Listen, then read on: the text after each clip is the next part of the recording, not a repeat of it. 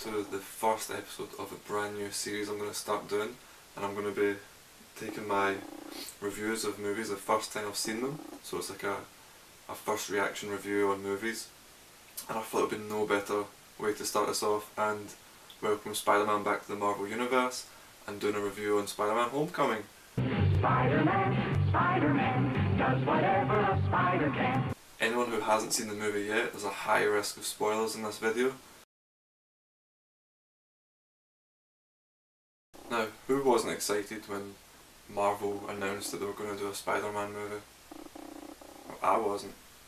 I wasn't that excited because Sony were doing rebooting Spider-Man, The Amazing Spider-Man, and they just finished it halfway through. We'll never get to see what the end story was, and yes, we're all happy Spider-Man's back in the MCU, but is it just going to make out more movies for more money for them and more merchandise? Possibly yes. I didn't go into this movie with any expectations at all. I didn't want to go in with high hopes of it and being disappointed, so I went in with no thought about it at all. Hardly watched any trailers, and I just thought, let's just go enjoy the movie and we'll see what Marvel do with it.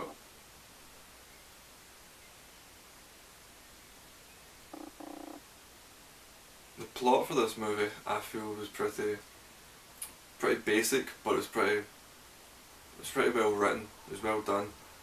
Like a lot of the Marvel movies, they have thrown a lot of jokes. Sometimes it's a lot of jokes that aren't needed, and they're trying to force the movie to be a comedy.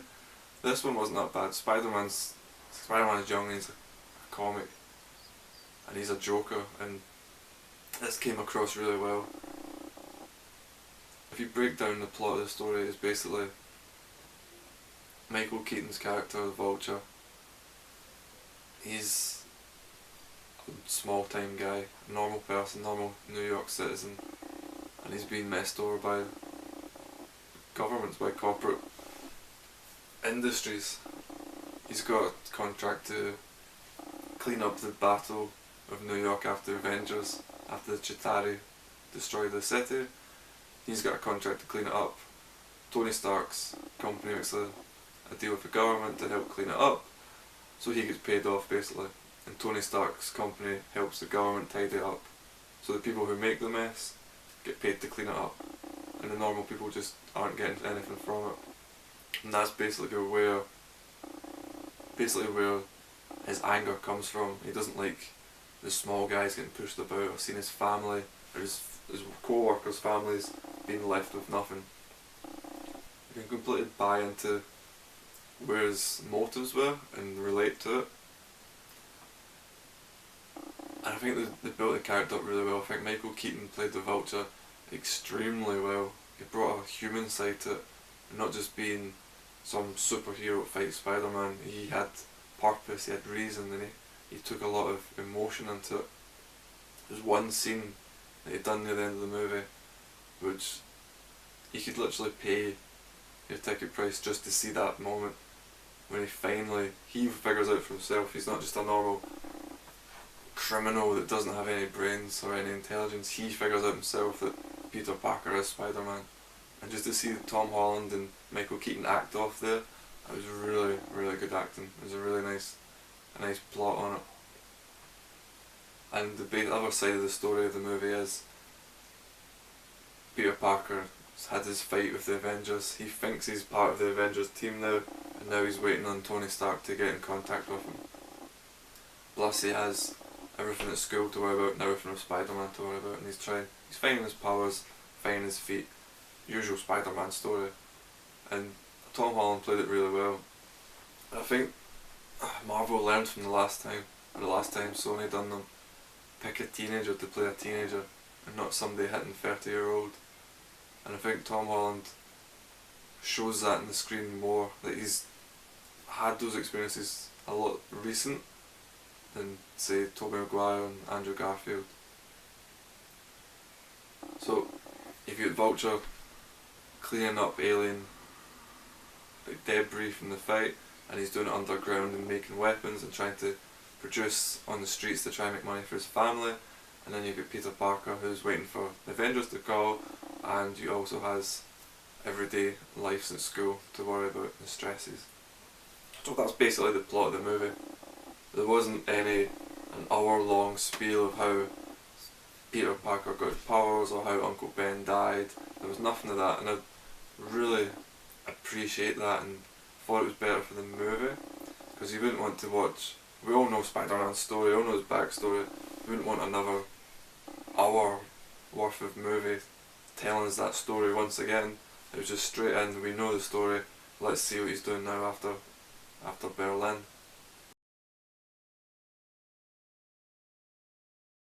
The casting for the movie I thought was really good, it was really spot on. Like I said, Tom Holland as a teenager, he's been training for over 2 years for this part, and you could see it, you could see the gymnast style and the fighting style during the movie. His acting style as well, he sounded, he was a believable Peter Parker and Spider-Man, which is, it's easier to watch when someone who's playing the character really takes it on. The only thing I kept thinking is, he sounded a lot like Andrew Garfield, and I know it's two British actors putting on American accents, and it kind of seemed like they don't look like anything like each other, but it looked like Tom Holland was playing a younger version of Andrew Garfield, like before Amazing Spider-Man. It could just be me who thinks this, but there was similarities. But he did pull it off well, and I really look forward to seeing how he develops as Spider-Man and how he takes the character on through the other movies and the sequels, which will be interesting to see. It'll be nice to see where he takes the character. The other main actor in it is Michael Keaton as the Vulture, and when you have Michael Keaton, you're not gonna have a bad performance. And yet again, he brought a side of humanity into the Vulture, and I have to say, you never hear the name the Vulture mentioned in the movie at all. It's just because we're fans, we know it is the Vulture. And he touches into the family side and why he does the crime and what really annoys him. And for a lot of people, it will be, you can relate to it. And you'd say, yes, he is still breaking the law and doing crime, but you can see why he's doing it. And in the end, he does turn his thoughts, and he does help out Peter in the end. But I'm not going to say how, you have to wait till the movie and see it. But he does redeem himself. I've also thought going in that Iron Man would be all over this. I know the posters I've seen for the movie, and the odd trailer I did see, Iron Man was heavily featured. And thankfully, he wasn't as featured much in the movie as we all thought he was going to be. And it was nice. I let Spider-Man feel free in his own movie. Robert Downey Jr. did take on like a father role in the movie, like a kind of mentor to Spider-Man who didn't really step on his toes until he had to. And it was nice, you seen the character of Tony Stark and Iron Man progress more as not just a playboy millionaire, but he's actually taking the boy under his wing, and he's looking out for him like his own son. And he does say a couple of times, I sound like my dad in this. So there's a lot of character development for Iron Man in this movie, which hopefully we'll see continue on to the Infinity War. Hopefully. One of the other actors, John Favreau, I hope I'm saying his name right, he plays Happy Hogan, and it's Tony Stark's assistant. And he was perfect in this. He was the icebreaker. He was the one that made some of the jokes, the awkward moments really funny in it. And he kind of plays like Peter's older brother who is told to look after him and really doesn't want to and wants nothing to do with him. And he plays this role perfectly. Just like he's a grumpy old man in it, but he plays like a big brother. And he does nothing to do with him, and then eventually he sees the good in him and he wants to help him, and he passes it on to Tony Stark. So I think having Happy Hogan in the movie as much as he was, I think that was a really good touch. And of previous movies with him, his lines are always funny. He always makes things funnier. So it was a nice touch to have him in it. As for the other characters, didn't really see much of them. We've seen like Peter Parker's best friend Ned, he was in it a couple of times. He's just like the guy in the chair, as he says. He helps him out in the end. Didn't really see much of him to say anything. He was just like part of the movie. Same with Aunt May. She was there. She wasn't. Just going for a younger take on Aunt May, which is different. But we'll see if they develop her character further on. The one character in it that I thought it was a waste, it was Shocker. And Shocker used to be one of my favourite villains in Spider-Man. And you could literally have done without him in this movie. You could have any thug or villain to play that role, because he didn't really have a significant role. And it's a shame. And they'd done a really nice nod, like an Easter egg nod to the original costume. With the yellow padded jacket they were wearing in it. It was a nice nod. But again, you didn't really need him in it. You could have just went with the Vulture alone, and it would have been enough. There's no point. I think movies have to stop trying to force two villains in every movie, because it's not needed. Not needed at all. Out of every movie, there's always things that you really like and you remember, and you'll talk about with your friends and your family, and there's always things that you really don't like, and again you'll talk about them. For me, in this movie, there wasn't a lot of things I can say were like movie masterpieces or something that I'll go on and talk about to other people.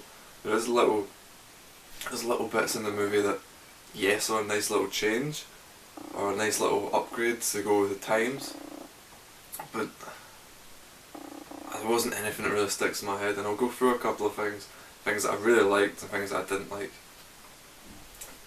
But we all know Peter Parker is a photographer for a newspaper, and it would be a bit strange if he walking about with a big camera all the time. And it was nice because he was using his phone, he was kind of vlogging his phone, and the first scene we see him is straight from when Tony Stark picks him up before Civil War, and he's vlogging his journey through his phone, and you see the snapshots and stuff. So you see him in the airport, and you see him talking about Germany, and you see him see the hotel, and you see him in his suit, and it clips to the fight scene, and you see Giant Man, and that's pretty cool. That's really modern. It's relating to kids of this era.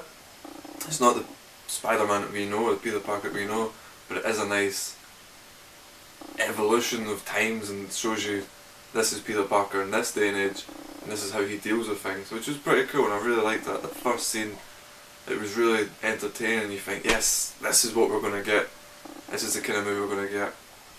But after that, I felt there wasn't really anything that Peter Parker was doing that continued on from this. It just kind of stopped after that, which was a shame, because it's a really good scene. It's really nice. Another good point from the start of the movie was Michael Giacchino, I hope he said his name right, his score at the start, when the Marvel Cinematics reels coming down. This is the old Spider-Man movie, and he's played his score music in it, and it was really cool. And it really got your excitement up for the movie, and like, oh, this is where we're going, there's going to be a good strong score behind this movie, and push your emotions in. But after that, nothing. After that score music started with the Spider-Man, after that there was absolutely nothing to hold your emotion in the scenes. And I just felt, if they had a strong score behind that, it would have been a lot better movie. But sadly it didn't. So Spidey's suit, it always seems to be negative, and maybe because I'm used to the old Spider-Man suit. Because Iron Man made it, there's a lot of technology in it. And then you see when Spider-Man gets his web shooters up, there's like over 300 style of web shooting. And maybe it's just me because I'm used to the old ones, but for me Spider-Man was always, he decided what he was doing, not a computer. And he's got an AI inside the suit as well he talks to.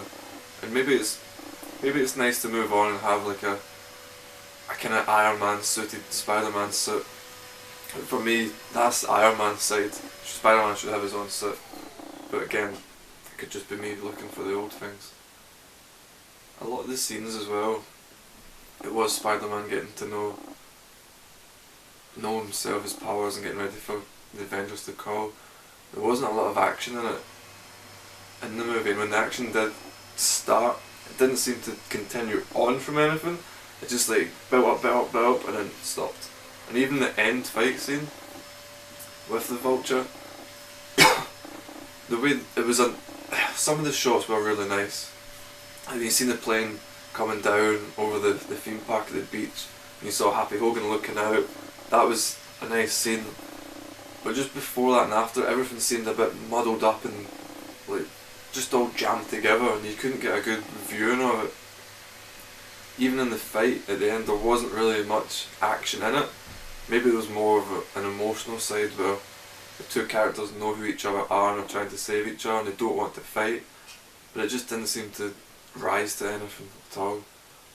And it was a shame. It would have really kicked it on, even if we had a bit more time with the Shocker, like a more fight scene with him. It would have been a bit nicer, just to take it on. And one thing I really did like is the actors. With like Robert Downey Jr., you're always going to get a strong performance. With Michael Keaton, again another strong performance. Tom Holland, never seen him in any movies, but he brought his game to this movie, and he put his heart and soul into it, and you can see that. And you had the three of those actors, like you're going to have a good movie, and the three of them, you can tell that they bought into the characters, they bought into what they wanted to do, and I just think Michael Keaton took the show. Like, I said it before, but the way he just portrays the character, and you get a genuinely feel for the guy, and you don't have any anger towards him. You don't see him as a villain, or I don't anyway. But I always kind of tend to favour the villains. But for me, it was a really strong cast, and it was a good casting by everyone on it. So for me, that is one of the top points. One of the other things that Marvel movies are amazing for and perfect is Easter eggs, and I'm sure this movie is packed full of Easter eggs, and I only managed to pick up a couple. Like Peter's friend Ned was always wearing a Wasp t-shirt. We heard Happy Hogan listing like an upgrade for Captain America's shield, Hulkbuster, and even Thor's belt, which is a nice little, maybe a little peek to what's coming in the future. We've seen in one of the end credits, I think it's going to be Scorpion in the jail at the very end.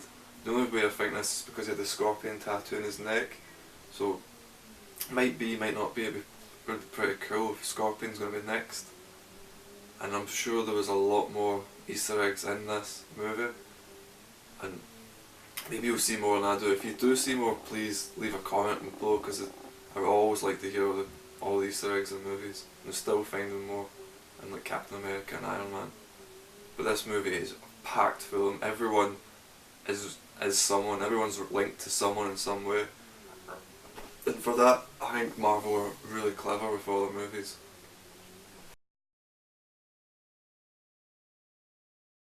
I didn't go into this movie with any high expectations or low expectations. It was a Spider-Man movie.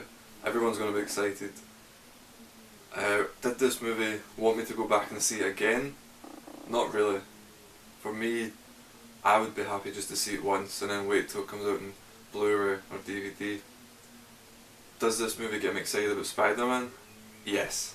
Of course it does, it's Spider-Man, and hopefully Marvel's going to take care of this franchise and get it to where we want to see Spider-Man go. We've already heard the Venom movie's coming, and Carnage is going to be in it as well. I've heard that it's going to be in the MCU, so hopefully, if that is true, it'll be Tom Holland Spider-Man that meets him. So of course I'm going to be excited about that. Things I didn't like in the movie, there wasn't enough action just to keep us going. The score music wasn't up to anything, and it's pretty tough coming after Amazing Spider-Man when Hans Zimmer does your score. I think the score in this movie had to push itself up, and it just wasn't there. Would I recommend people to see this movie?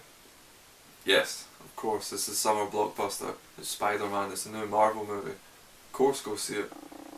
Everyone's got different opinions. Just because I say something doesn't mean it's going to be necessarily correct. Did I have fun watching the movie? I had fun watching it. I just kind of watched it as a movie. I didn't take it seriously like I did like Captain America and Civil War. But it is an enjoyable movie, and if you haven't seen it, I would recommend going to see it, because it is a fun movie. It just, maybe I've got high standards, it just wasn't high enough for where I wanted it to be. But it is a fun movie. And with everything I've said being a fun movie, yes, I've said there's some negatives in it, but it wasn't that bad a movie, and the plot and the storyline was pretty good.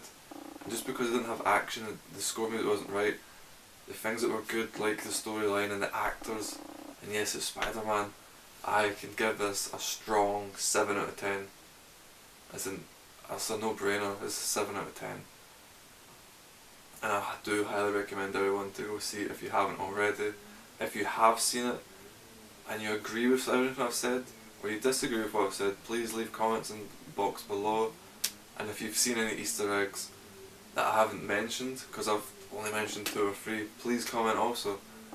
And also, leave a comment below on a list of what villains do you want to see in the next one. Do you want to see Scorpion in the next one? Or do you want to see Venom and Carnage in the next Spider-Man? Would you rather they had their own? Would you rather see Kingpin? Leave a list below. It'd be nice to see Shocker come back, just to see if he's got another, if his character's going to build up, or is that just going to be him gone, ended? Who knows, we'll wait and see. If you liked the video, please give it a thumbs up. If you haven't subscribed already, please do. There will be more movie review videos coming up soon. Next one I think I'll do will be Wonder Woman, because I haven't actually seen Wonder Woman yet. But please, if you've liked it, give us a thumbs up. I'll see you again next time.